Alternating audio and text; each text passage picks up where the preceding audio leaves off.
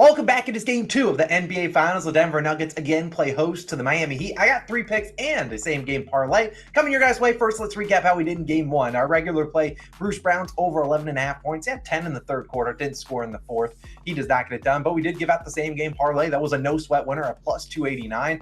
Like if you were to run those exact same legs back today, it's like plus 140. So we had great value. The books caught on to us, but I got another same game parlay coming your guys' way a little bit later on in this video, along with the 3 picks. But first off, I do want to talk about not a free square, but we do have a payout booster, and I want to talk about a little bit about it. Now, instead of getting your regular, 3x, 6x, 10x, 20x payout, if you use this Nikola Jokic payout booster, you make that 10, 20, 50x, and even 100x payout. So take advantage of it. It's on Underdog Fantasy. Just for Nikola Jokic, you can pick him to score more or less than 27.5 points. Either way, it will count for the same payout booster. But of course, if you are a new user to Underdog, make sure you use our code COS or top link in the description. You get a 100% deposit match. They'll double your first deposit up to $100. So take advantage of that. Here's all the different states that Underdog is available in. If you're in any of those states with Pick'em available, take advantage of it. It's free money. Here we go. Well, let's get into our favorite pick, though. It's going to be an under, and it's going to be Aaron Gordon, under 22.5 points, rebounds, and assists, PRAs, minus 120 on points. But now, before you ask me, Austin, this moved down to 21.5. Like, I'm not surprised. It probably should be there, and can take it at 21.5. Go for it. I think it's going to hit there, too. If it doesn't hit, then he probably doesn't hit at 22.5. He ends on 22, then we're in pain. But the individual leg, if you don't have points, rebounds, assists, points is probably the way you also want to go there. Now, let's talk about Aaron Gordon, though. In game 1, he did go over this line. 16 points, 6 rebounds, 1 assist. He had 23 PRAs. So the line was pretty sharp, went over on the hook. However, if you wanted to look at exactly how we did, let's break it down by quarter. You see Aaron Gordon in the first quarter, 17 PRAs, 8 field goal attempts.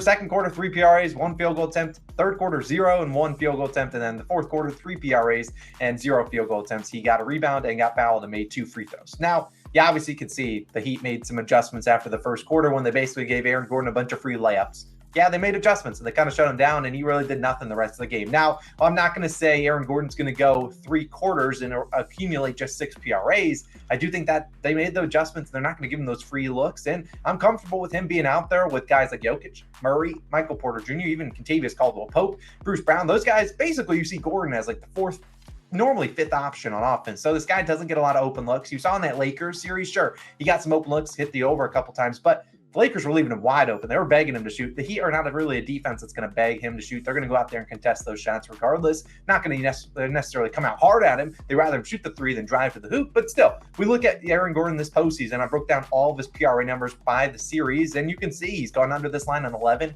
of 16 games so far this series. Obviously, he's gone over in 2 straight, game 4 of the Lakers series, then game 1 of this NBA Finals. I think he goes under today. He obviously has a tough defensive assignment, guard Jimmy Butler. Jimmy Butler and the Heat only had 2 field goal free throw attempts in game 1. I anticipate them to drive to the hoop more often. We've seen Aaron Gordon get into foul trouble before, but having to go out on there on Jimmy Butler, guy that's going to have the ball in his hands a lot, not a lot of rebound chances there. So look, I'm fine fading Aaron Gordon in here, a guy that's really not going to shoot a ton normally. So give me his under 22.5 points, rebounds, and assists. Like I said, it's under 13.5 points would be the individual leg I would go with, but I'd rather combine them all together because they don't seem having a big day all around. So give me his under 22.5 points, rebounds, and assists as my first play of the day. Second play of the day is going to be one of his teammates on an over, and it's going to be they kind of go together. It's Michael Porter Jr. over 23.5 points plus rebounds minus 109 on Caesars. Now, if this is 24.5 where you're playing it, I'd probably not play that for a full unit, probably like 3/4 of a unit. But either way, FanDuel is the only book where I saw this at 24.5. You can take his PRA line as well,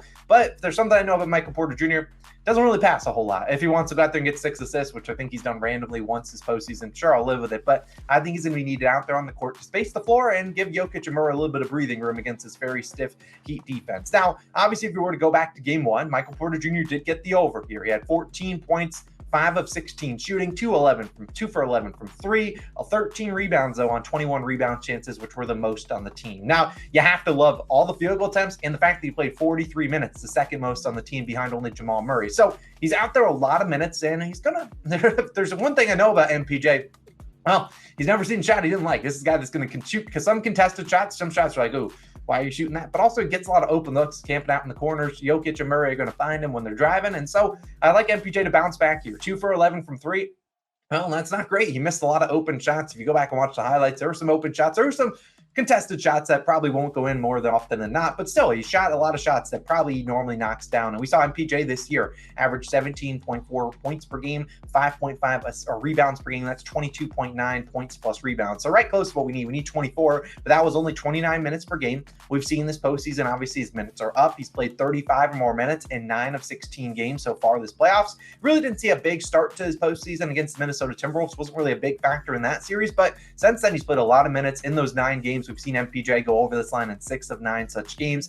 Just attempted 16 shots. I anticipate him getting a lot of open looks once again, and when he gets 12 or more shot attempts over this line in 6 of 8 postseason games, I think he can easily go get it done by doing a great job rebounding as well, mostly guarding Max Strus and other guys that kind of sit in the corner, so he's always there for rebounds. I really like him today. If you want to go crazy on a double-double, don't hate that, but I rather this points plus rebounds. Give me the over 23.5 points plus rebounds for MPJ. Go back down. Hopefully he starts hot. He normally is a guy that can go hot in the first quarter. He's going to shoot a lot. Go get it done, MPJ. Now my third and final play of the day before we get into an Underdog Fantasy entry and a same game parlay, it's going to be a Miami Heat prop. It's going to be Bam Adebayo over 21.5 points plus assists minus 125 on DraftKings. I'd play this again for about 3/4 of a unit at 22.5.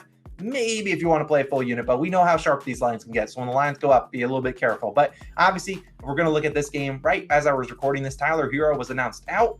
I don't necessarily know if that's guaranteed. We can see players that get announced out, then get ruled in. But either way, if Tyler Hero plays or not, doesn't matter here. Now, when we look at this game, we see, and I talked about this in game 1 in our same game parlay, I really expected Bam Adebayo to be aggressive, and boy, was he aggressive there, and I anticipate that to continue because we saw in game 1, Bam Adebayo, 26 points, 13 of 25 from the field, and 5 assists, 8 on 8 potential assists. Now, if there's something I can guarantee you tonight on Sunday, Adebayo's not shooting 25 times. I'm not that lucky. He will not be that aggressive. But I anticipate him to at least get 15 or more shot attempts and be out there and be aggressive in a matchup, the best matchup he's seen this postseason. This is a matchup where the Miami Heat need Bam Adebayo to be aggressive. And I think this is a Nugget team that's going to be like, yo, we'll honestly live with Bam Adebayo shooting mid-range shots, shooting 2-pointers. We'll live with it. It's different if you're leaving a guy wide open for 3 and living with that. But Bam Adebayo, he shot about 50% from 2. Hey, we'll live with that. End of the day, they will live, I think, with those shot attempts because they'd rather that than, guys getting hot from the 3-point line, them really stretching their defense then. But look, Adebayo's going to go out there, and I think he's going to continue to be aggressive. And if I'm Eric Spoelstra, there's really not a ton of adjustments that you make in game 2. Now, they went to the zone in the fourth quarter. Obviously, that kind of gave the Nuggets some fits for a little bit, and then Jokic came in and kind of cooked them there. But still, Jimmy Butler, 13 points in game 1.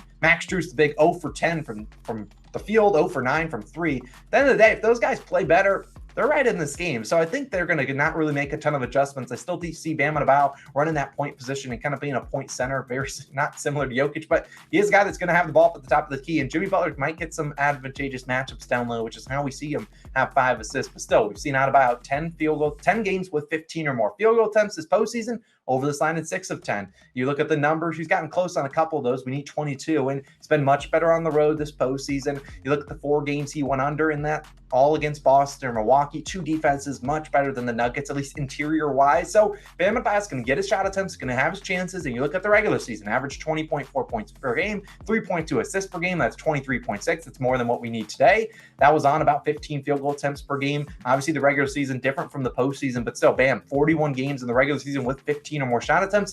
Hit this over in 35 of 41. I think he shoots 15 to 20 times again on Sunday. I certainly think this is a matchup he can continue to exploit. And look, if he wants to go 4 for 16, which has happened when we've taken his overs, whatever, tip your cap. It's Bam Adebayo. That's kind of what you're betting on. But I still think he can go out there. He's going to get that matchup that he needs, and he's going to shoot the ball. So that's all we can ask for. Hopefully he knocks down some shots. Giving Bam Adebayo over 21.5 points plus assists. If you want to take PRAs, you can. I just have been on the wrong side of Bam Adebayo, running away from rebounds. So give me the points plus assists, 2 things that are more so sort of in his control, feeding his teammates and knocking down his shots. Now, let's move on to the same game parlay. It's smacked in game 1. Pretty easy. Don't know if this one will be as easy, but let's dive into this one. A bunch more legs as the series goes on. There's not a lot of value in these same game parlays, but I like this one. Counting on a couple players to do a couple things. Now, first couple legs, you see them in here. Now, I do want to talk about the people that are on like the Bet365, the DraftKings of the world that only have the odd numbers mostly. Let's talk about those. Jamal Murray, 5+ assists. You got my sign of approval. Michael Porter Jr., 7+ rebounds. Sign of approval. Jamal Murray, 4, 5+ rebounds. No.